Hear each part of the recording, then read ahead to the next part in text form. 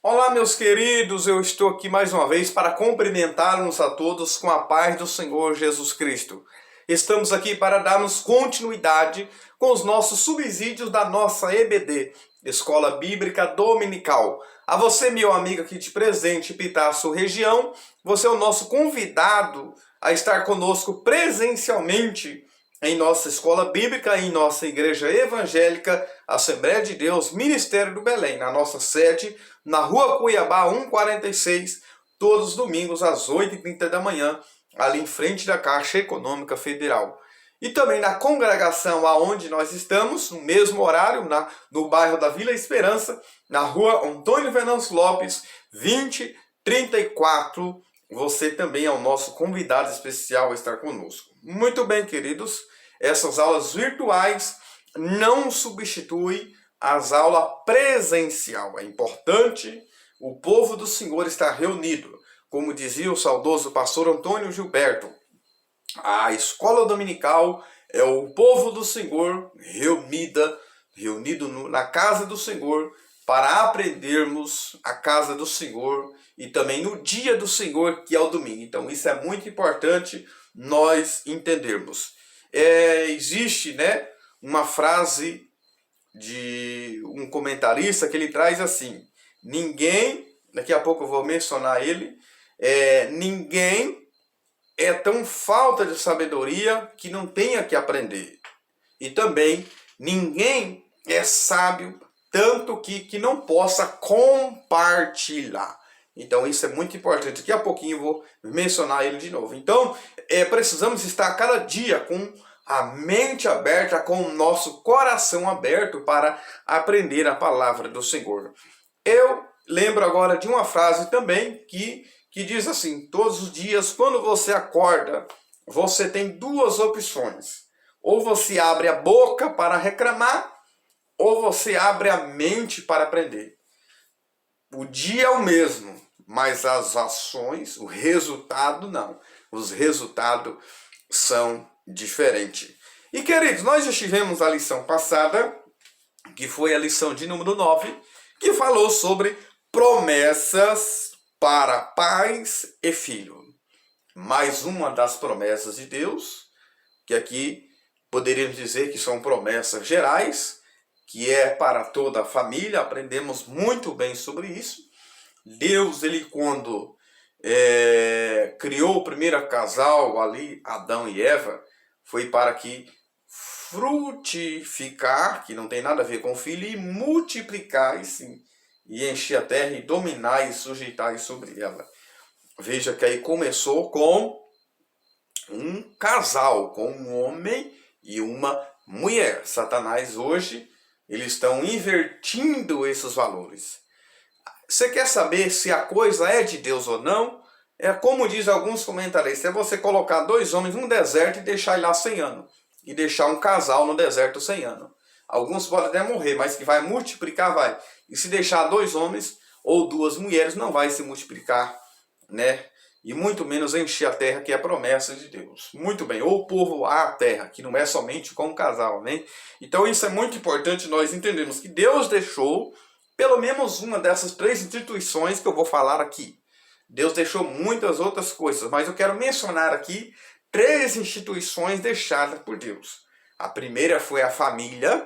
Veja que a família ela vem antes da lei. E também depois Deus deixou também os governos, as autoridades, que veio também depois da família. E também nós vamos entender que o que? Depois vem a igreja do Senhor, que essa é uma terceira instituição deixada por Deus. Então eu preciso entender que a família é uma instituição de Deus. A nossa casa, a minha casa e a tua casa, como foi falado em nossa lição, eu creio que os professores têm falado, a nossa casa ela deve ser uma extensão do céu. E a igreja, ela deve ser uma extensão da tua casa. Então isso é muito importante nós entendermos. Falamos como que os pais devem tratar os filhos, como os filhos devem tratar os pais e como os patrões, os empregados. Está tudo lá em Efésios, mas nós focamos sobre na questão de relacionamento, né, e também promessas de Deus sobre pais e filhos. E hoje nós estamos com a lição de número 10, a qual vai dizer sobre a promessa da proteção divina. Queridos, eu vi muito importante esta lição e o que me chamou muito a atenção foi esta foto aí, algumas flechas sendo lançadas. Daqui a pouco vamos explicar sobre essas armaduras, que são os ataques que vêm de Satanás sobre a minha e a sua vida. Mas se nós tivermos as armas poderosas de Deus, nós vamos vencer. E eu quero mencionar aqui o texto áureo. Por que eu quero ler o texto áureo, queridos? É para que você, professor ou professora, mencione na sua sala de aula esse texto áureo e corrige alguns equívocos não é que está na Bíblia, é do próprio Satanás. E a filosofia de Satanás. Por quê? Ele vai querer usar a Bíblia, porque ele conhece, só que Jesus também vai rebater ele com a palavra. E aí você vai perceber que Satanás, ele usa a palavra pela metade. Por quê? Porque o nosso texto áureo diz assim: porque o Senhor dará aos anjos ordem a teu respeito, para te guardarem em todos os teus caminhos. Mas não é assim, queridos, que está lá em Mateus capítulo 4, versículo 6, do argumento de Satanás, tá bom? Do que está certo é o salmo que nós vamos ver aqui, que é o Salmo 91 e o versículo 11. Olha como que diz lá em Mateus 4, Satanás ele vai recitar o Salmo 91. Mateus 4, 6 diz assim, olha só, queridos, olha o que ele vai falar para Jesus. Diz assim, porque lá ele vai testar Jesus 3 vezes, né? Não é só que Jesus foi tentado 3 vezes, não, é naqueles momentos ali, ele vai tentar Jesus por 3 vezes. Mas diz assim, Mateus 4, versículo 6. E disse-lhe, se tu és filho de Deus, lança-te daqui abaixo, porque está escrito, veja, ele usa que está escrito, aos seus anjos dará ordem a teu respeito. Ponto, parou por aí. Só que o Salmo 91 não diz assim. Satanás recita pela metade, ou seja, ele distorce e ele tira o que está a palavra de Satanás. Isso já são argumentos de Satanás, é querer distorcer e tirar aquilo que está na Bíblia, na palavra do Senhor. Porque ele não fala lá a segunda parte do versículo. Para que te guardarem em todos os teus caminhos. Ou seja, Deus guarda aquele que está nos caminhos do Senhor. E Jesus andou nos caminhos do Senhor, nos caminhos de Deus. Provérbios 14, 12 diz que há caminhos que ao homem parece direito, mas no fim são caminhos que levam à morte. E Jesus, a qual nós também devemos trilhar nos caminhos de Deus.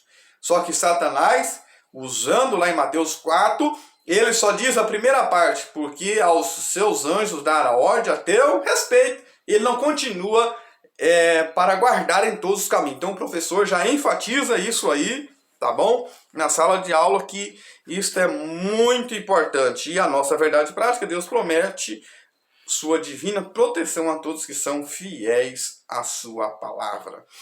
Então a nossa leitura em classe está onde? Está em Efésios capítulo 6, do versículo 10 a 7, e eu uso o texto do Salmo 91, do versículo 1 a 8. Então, fica comigo aí nessa aula até o final. E você que ainda não se inscreveu, queridos, se inscreva em nosso canal, deixa aí o seu like, o seu comentário. Vamos chegar a 1000 inscritos. Eu preciso da sua ajuda, preciso do seu apoio. Vamos chegar a 1000 inscritos aí para mim fazer uma live ao vivo aqui e você estar comigo ao mesmo tempo, porque só libera quando tiver 1000 inscritos. Então compartilha o máximo que você puder para que nós venhamos aqui estar juntos. Queridos, vou voltar a falar aqui, é muito importante nós estarmos na escola dominical. Muitas pessoas não vai, que são orgulhos e não estão aprendendo a palavra do Senhor. Eu vou voltar aqui e falar aquilo que eu falei no começo, que eu disse, que eu ia falar para vocês. Quem falou isso foi Paulo Freire. Ele diz assim, que ninguém é tão sábio que não tem ainda que aprender. E ninguém tem falta de sabedoria se ele compartilhar. Ou seja, recapitulando aqui, ninguém é tão sábio demais que não tenha que aprender.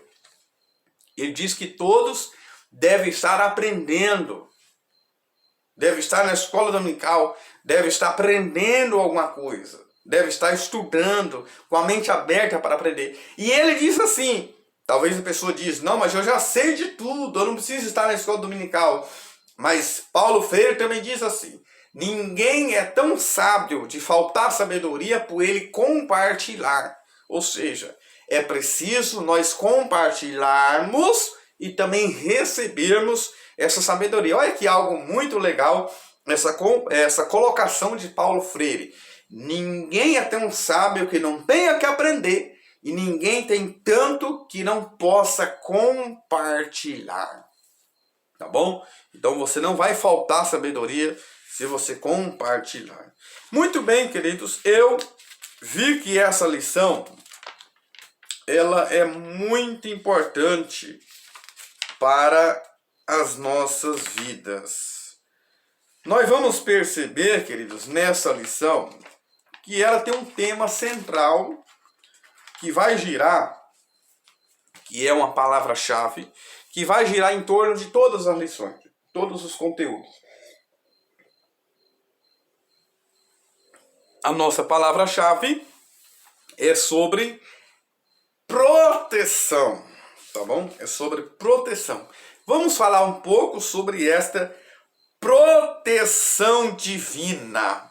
Nós vamos começar falando sobre o quê? O nosso tópico 1, ele vai estar trabalhando sobre proteção espiritual contra o inimigo.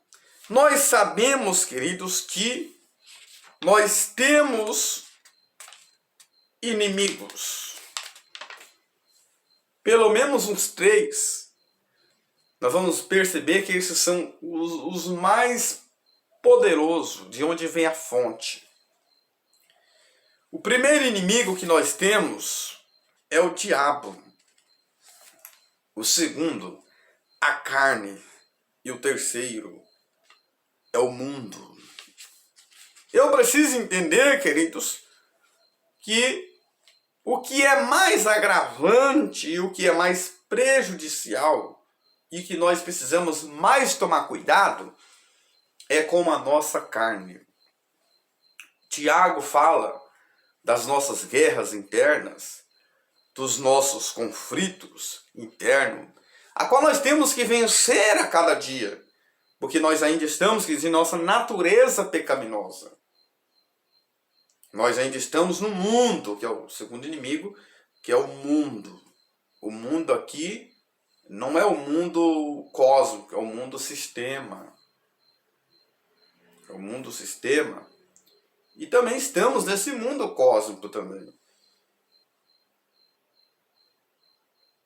Porque a carne é algo que está dentro de nós.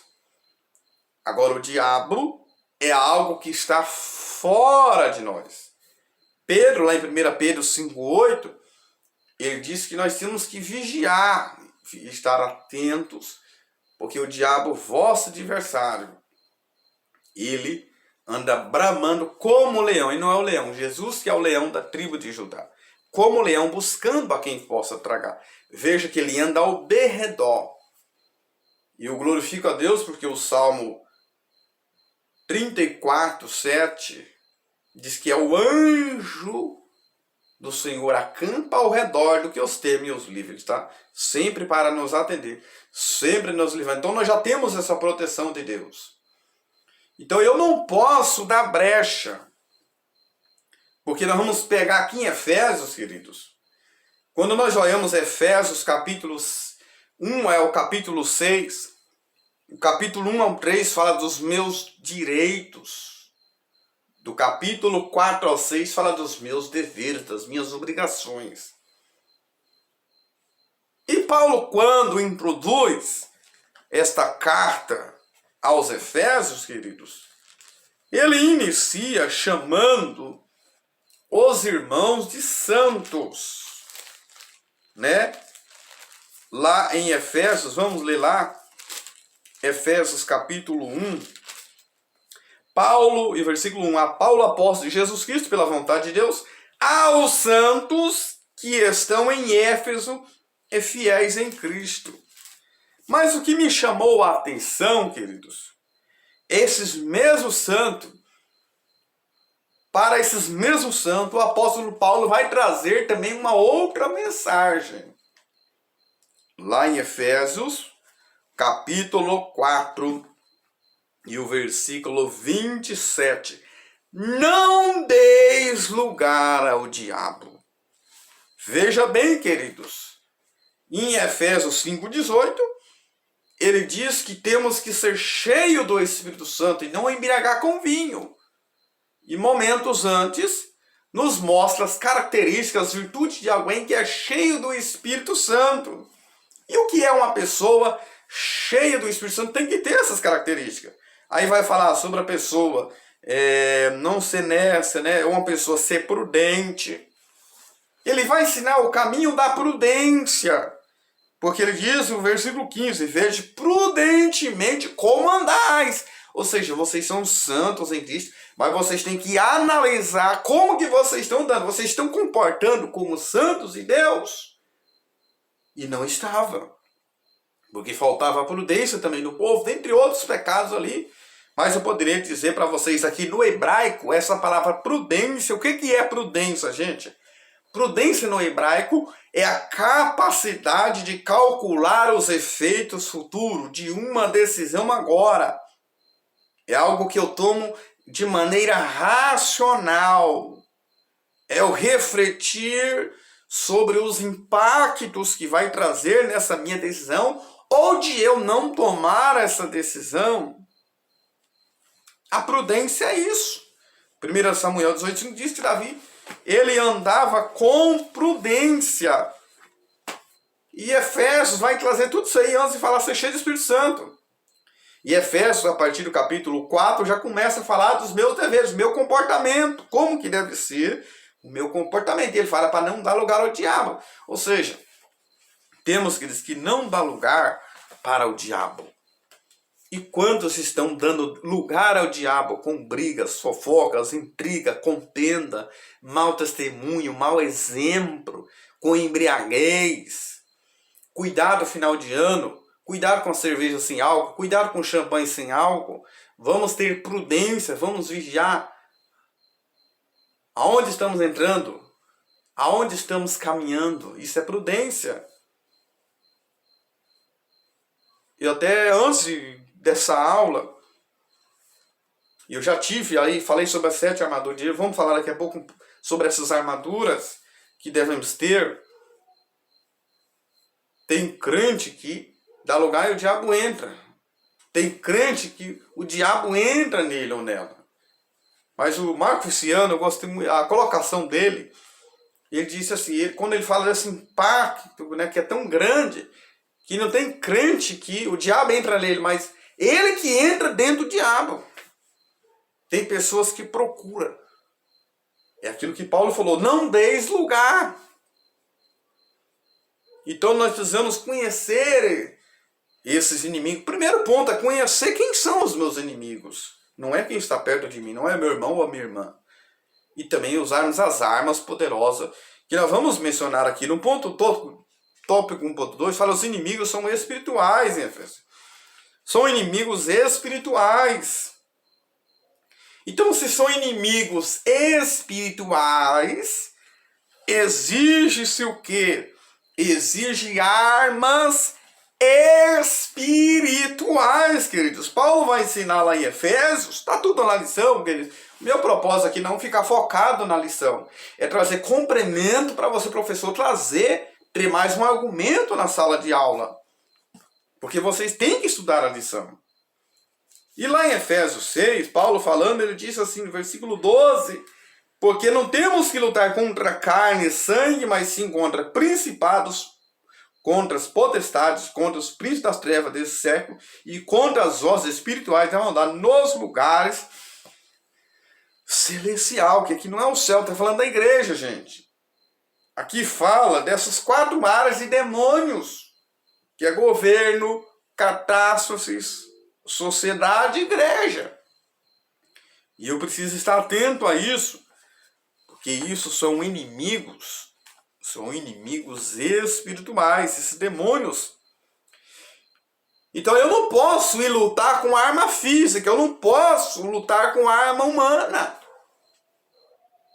Paulo ensinando também à igreja de Coríntios, em 2 Coríntios 10, versículo 4, ele diz assim, porque as armas da nossa milícia não são carnais, mas sim são poderosas em Deus para a destruição das fortalezas. Você não tem que querer saber quem falou mal de você ou quem está falando mal de você. Você não tem que ir para a rede social ou os status ou desabafar em algum lugar, porque os seus inimigos não é o teu irmão. Você não tem que brigar com o seu irmão ou a sua irmã ou com a sua família. Você não tem que expulsar o seu esposo de casa ou a sua esposa. Você tem que expulsar o demônio, querido. E quando o crente aceita Cristo Jesus, nós tivemos já uma lição, queridos. Eu estou com ela aqui, tá meia veinha, mas nós já estudamos sobre esse assunto, queridos. Estou recapitulando sobre batalha espiritual, pastor Ezequias, e ali ele ensina sobre isso. Foi em 2019, que foi o primeiro trimestre, nós já estudamos sobre isso. Então são inimigos espirituais, então tem que ser armas espirituais. Que eu tenho um vídeo também que eu falo sobre as 7 armaduras de Deus em Efésios. Que eu vou falar um pouco aqui agora sobre essas armaduras.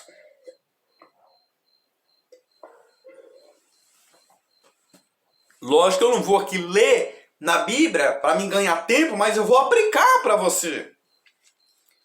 Eu vou falar sobre aqui 6 armaduras. As armas de ataque e defesa e a arma de defesa que eu vou falar. Paulo começa ali falando em Efésios sobre as armaduras de Deus que temos que ter. Mas primeiro ele fala que tem que ser vestido, para depois ser revestido. Hoje aqui, se eu tiver só com essa camisa preta, eu estaria vestido.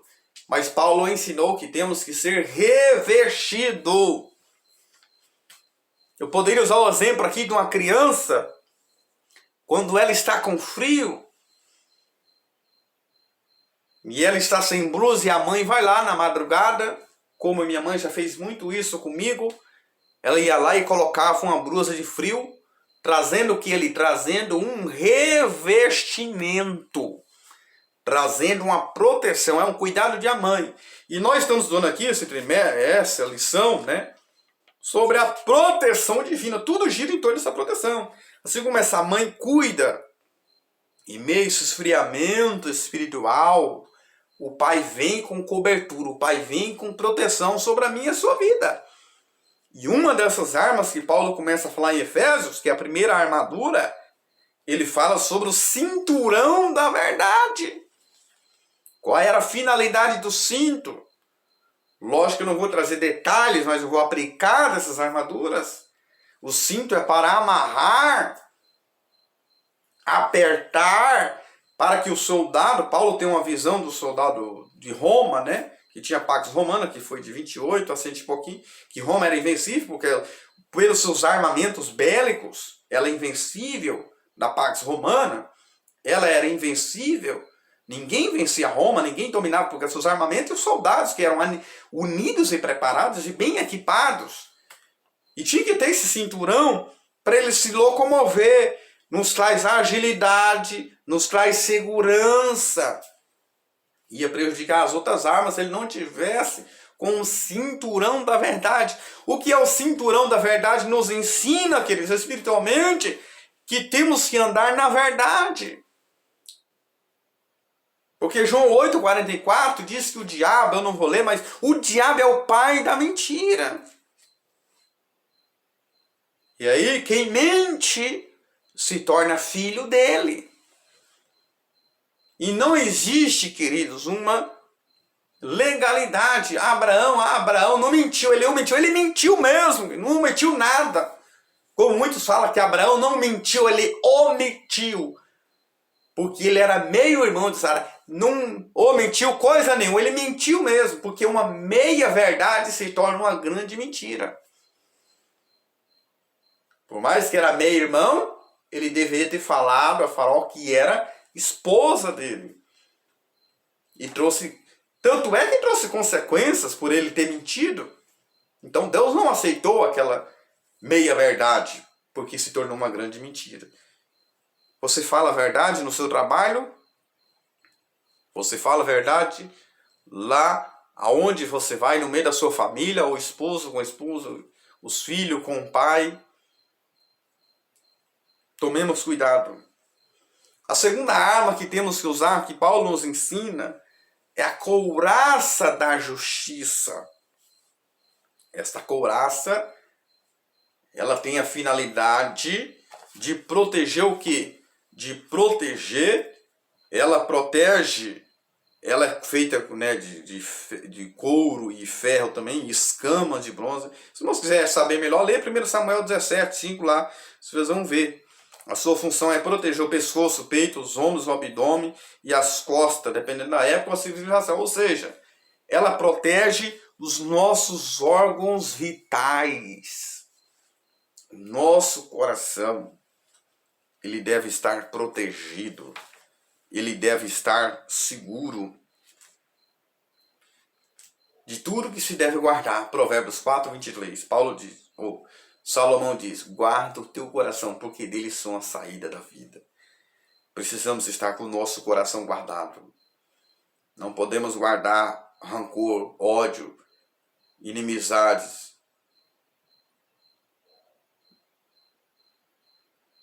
Desejos que não agradam ao Senhor. Que tudo isso aqui é uma metodologia, é uma metáfora também. O nosso coração deve estar guardado por Deus. Deve estar protegido pelo Senhor. Fala de uma moral, um abrigo contra as feridas. Porque fala couraça da justiça.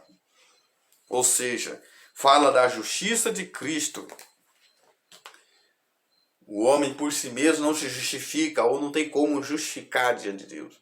Mas é a justiça de Cristo que vem sobre a mim e sobre a sua vida. Então, quando eu tenho o cinturão da verdade, a couraça, como diz, ela tem escamas.